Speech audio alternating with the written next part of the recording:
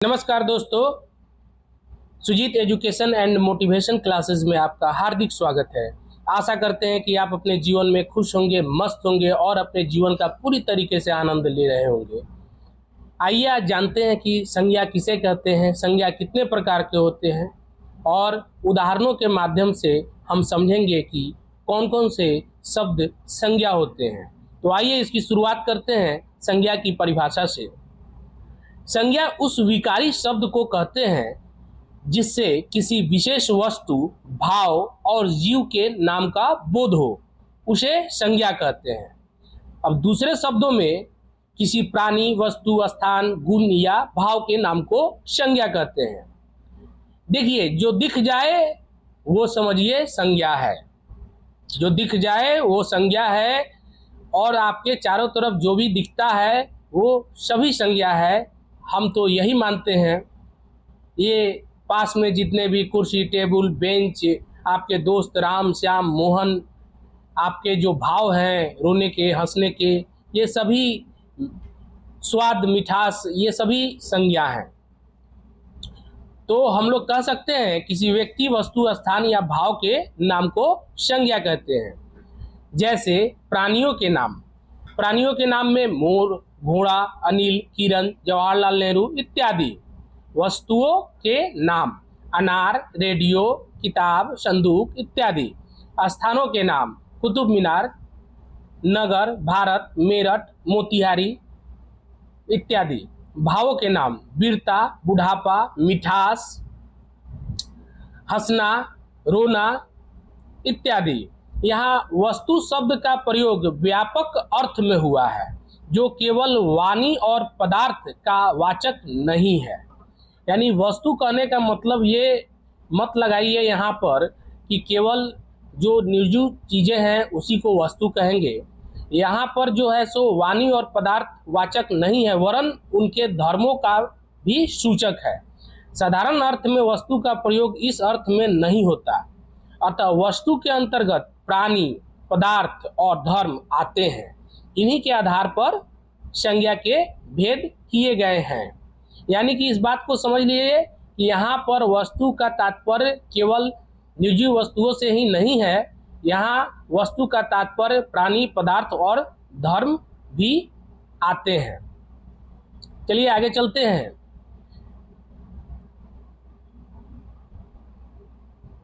देखिए, संज्ञा के भेद। संज्ञा के 5 भेद होते हैं। व्यक्तिवाचक संज्ञा, प्रॉपर नाउन। जातिवाचक संज्ञा, कॉमन नाउन। भाववाचक संज्ञा, एब्स्ट्रैक्ट नाउन। समूहवाचक संज्ञा, कलेक्टिव नाउन। द्रव्यवाचक संज्ञा, मटेरियल नाउन। ये संज्ञा के जो हैं ये 5 भेद होते हैं। इसको हमेशा याद रखिएगा। चलिए आगे समझते हैं कि व्यक्तिवाचक संज्ञा किसे कहते हैं। जिस शब्द से किसी विशेष व्यक्ति, वस्तु या स्थान के नाम का बोध हो, उसे व्यक्तिवाचक संज्ञा कहते हैं। जैसे व्यक्ति का नाम रवीना, सोनिया गांधी, श्याम, हरि, सुरेश, सचिन, उमेश इत्यादि। वस्तु का नाम कार, टाटा चाय, कुरान, गीता, रामायण इत्यादि।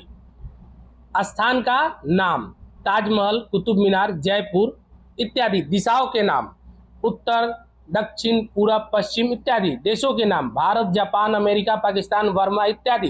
राष्ट्रीय जातियों के नाम भारतीय, रूसी, अमेरिकी, चाइनीज इत्यादि। समुद्रों के नाम काला सागर, भूमध्य सागर, हिंद सागर, महासागर, प्रशांत महासागर इत्यादि। नदियों के नाम गंगा, ब्रह्मपुत्र, कृष्णा, कावेरी, सिंधु इत्यादि। पर्वतों के नाम हिमालय, विंध्याचल, अलकनंदा, काराकोरम इत्यादि।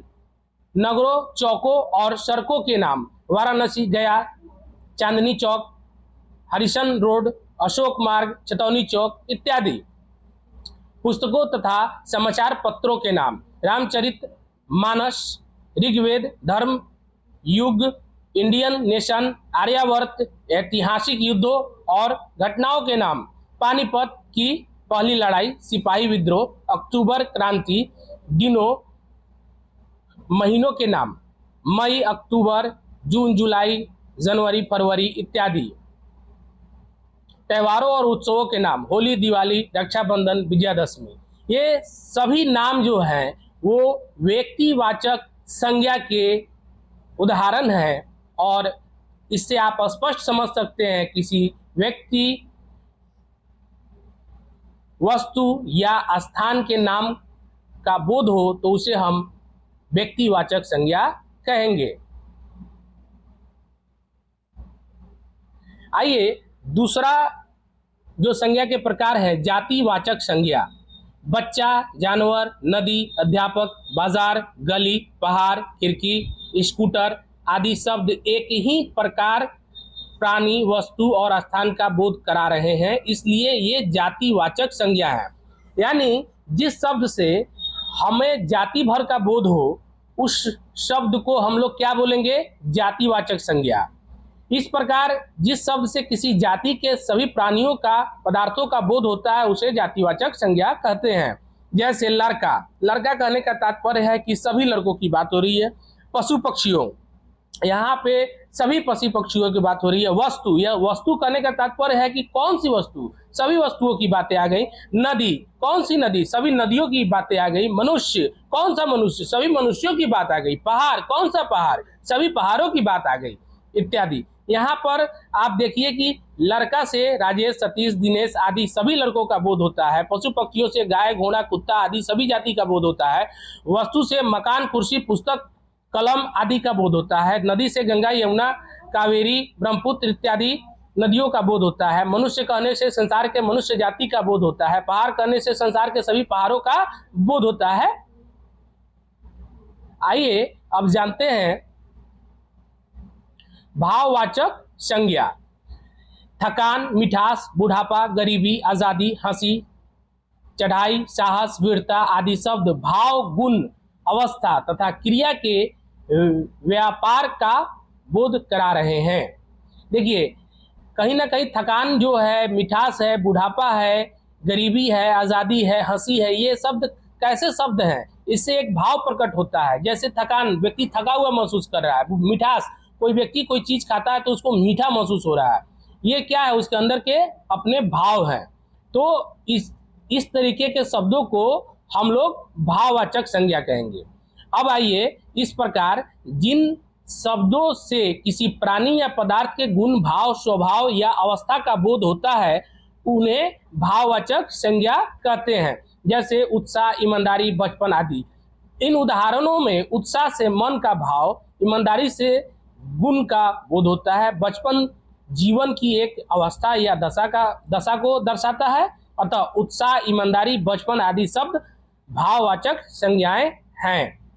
हर पदार्थ का धर्म होता है। पानी में शीतलता, आग में गर्मी, मनुष्य में देवत्व और पशुत्व में पशुत्व। मनुष्य देव भी होता है और दानव भी होता है, इत्यादि का होना आवश्यक है। पदार्थ का गुण या धर्म पदार्थ से अलग नहीं रह सकता। घोड़ा है तो उसमें बल है, वेग है और आकार भी है। जातिवाचक संज्ञा की तरह भाववाचक संज्ञा से भी किसी एक ही भाव का बोध होता है। धर्म, गुण, अर्थ और भाव प्रायः पर्यायवाची शब्द हैं। इस संज्ञा का अनुभव हमारी इंद्रियों को होता है। भाव, व्यक्ति के अंदर जो भाव होते हैं उसका जो बोध होता है वो इंद्रियों के माध्यम से होता है। आँख, कान, नाक, मुंह, ये सब क्या है? इंद्रियां हैं।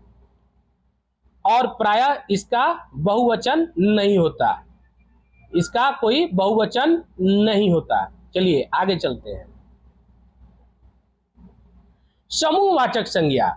जिस संज्ञा शब्द से वस्तुओं के समूह या समुदाय का बोध हो उसे समूहवाचक संज्ञा कहते हैं। यानी वैसा शब्द जिससे समूह का बोध हो, मतलब पूरे समूह का, मतलब जैसे सेना कहने का मतलब क्या हो गया? पूरे सेना का बोध हो गया। उसी प्रकार से या समुदाय का बोध हो, जैसे मानव जाति क्या है? ये समुदाय हो गया, एक व्यक्तियों का समूह हो गया। तो इस तरीके के शब्द को हम लोग समूहवाचक संज्ञा कहेंगे। जैसे व्यक्तियों का समूह, भीड़, जनता, सभा, कक्षा, वस्तुओं का समूह, गुच्छा, कुंज, मंडल, गौध। गौध ये शब्द जो भी हैं इनमें वस्तुओं के समूह की बात हो रही है, इसलिए इसे हम लोग समूहवाचक संज्ञा कहेंगे। अब आइए द्रव्यवाचक संज्ञा। जिस संज्ञा से नाप तौल वाली वस्तु का बोध हो उसे द्रव्यवाचक संज्ञा कहते हैं। नाप तौल करने का मतलब है कि जिसको तौला जा सके, जिसको नापा जा सके, उस वैसे शब्द को हम लोग क्या कहेंगे? द्रव्यवाचक शब्द कहेंगे। दूसरे शब्दों में जिन संज्ञा शब्दों से किसी धातु, द्रव या पदार्थ का बोध हो उसे द्रव्यवाचक संज्ञा कहते हैं। जैसे तांबा, पीतल, चावल, घी, तेल, सोना, लोहा इत्यादि। यहाँ जितने भी चीजें हैं वो द्रव्यवाचक संज्ञा के अधीन आएंगे। देखिए, ये जो आप बात समझ लीजिए कि धातु, द्रव या पदार्थ का बोध हो, तो धातु में क्या हुआ? तांबा, पीतल। द्रव्य में क्या हुआ? घी, तेल। और आपको पदार्थ में क्या हुआ? लोहा। ये सब क्या है?